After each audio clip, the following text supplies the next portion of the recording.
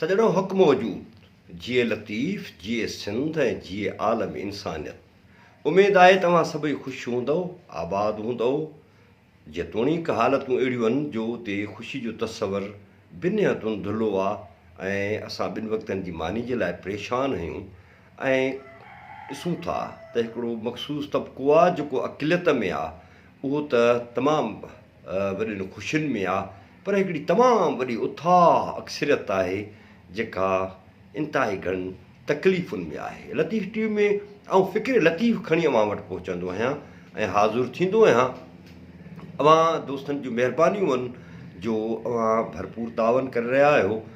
वरी बि गुज़ारिश करियां थो त अव्हां जेतिरो वधीक तावन कंदव ओतिरो पंहिंजे धरतीअ जी ख़िदमत थी पवंदी, पंहिंजे मसइलनि खां आगाही मिली पवंदी ऐं मसइलनि जा हल असांखे मिली पवंदा। लतीफ़ साईं जो यमन कल्याण मां हिकिड़ो बैत आहे, रही अचिजे रातिड़ी तिन वाढोड़ियुनि वटां, रही अचिजे रातिड़ी तिन वाढोड़ियुनि वटां, जिन खे सूर शरीर में घट मझारा घाव, लिकाए लोका पाणी ॿधनि पटियूं।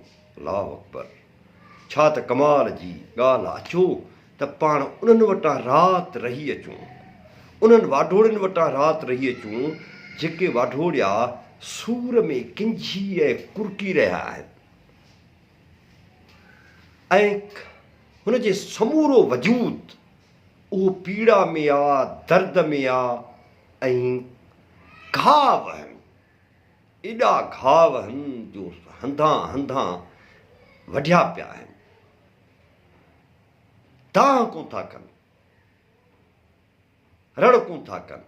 अॼु जो दौर मां ॾिसो पिया न त उन दौर में असां कहिड़ा कहिड़ा हवाल कटींदा था वठूं त मूं ही क़ुर्बानियूं ॾिनियूं, मां 6 महीना जेल में वियुसि, पोइ मूं ते फलाणी FIR कटी, पोइ मूंखे हीअं थियो हीअं थियो। लिकाए लोका पाणी ॿधनि पटियूं, कमाल आहे न। कंहिंखे ॿुधाइणो कोन्हे, छाकाणि त असां जेको कुझु करियूं था उहो असां कंहिं ते अहसान नथा करियूं, असां कंहिं ते थोरो नथा करियूं।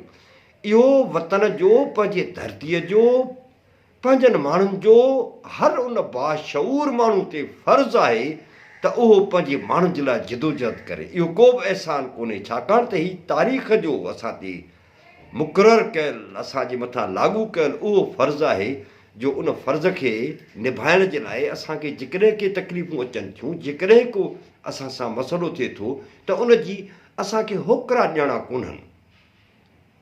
इन्हनि वाढोड़ियुनि वांगुरु जेके वढियल आहिनि, जिन जो वजूद सॼो घाव थियलु आहे, ऐं असां सां बि इहो त आहे।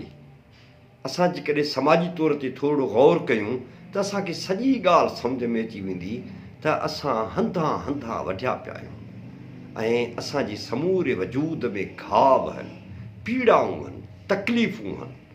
पर असां कहिड़े धंधे सां लॻल आहियूं, असां छा करे रहिया आहियूं, इहो अव्हां पाण सोशल मीडिया वसीले ॾिसी रहिया आहियो ऐं ॿुधी रहिया आहियो ऐं पढ़ी रहिया आहियो त छा असां हिक ॿिए सां करे रहिया आहियूं ऐं हिक ॿिए खे ताना मेणा।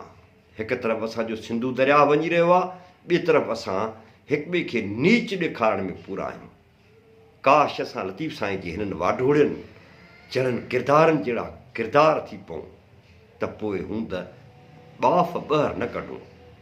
पर बदकिस्मती आहे त जॾहिं जॾहिं सिंध जो माण्हू तयारी करणु लॻंदो आहे, जॾहिं जॾहिं जाग जो सफ़रु करणु लॻंदो आहे, तॾहिं तॾहिं अहिड़ा इशूज़ हुनजे ॻिची में विधा वेंदा आहिनि जो सिंध जो माण्हू वरी पोइ ते रहिजी वेंदो आहे। मुंहिंजा सॼणो, इहो हिकिड़ो मुख़्तसिर बैत मूं अव्हां जाॾो पेश कयो ऐं अव्हांखे गुज़ारिश थो करियां त फ़िक्र लतीफ़ ई असांजो सूंहुं आहे, उन ते कंहिंखे को इख़्तिलाफ़ु कोन्हे को।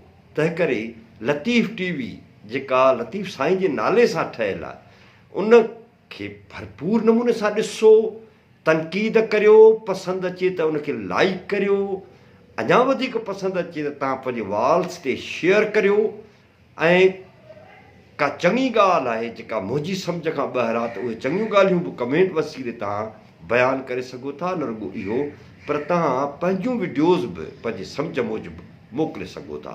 सदाईं गॾु आबाद हुजो।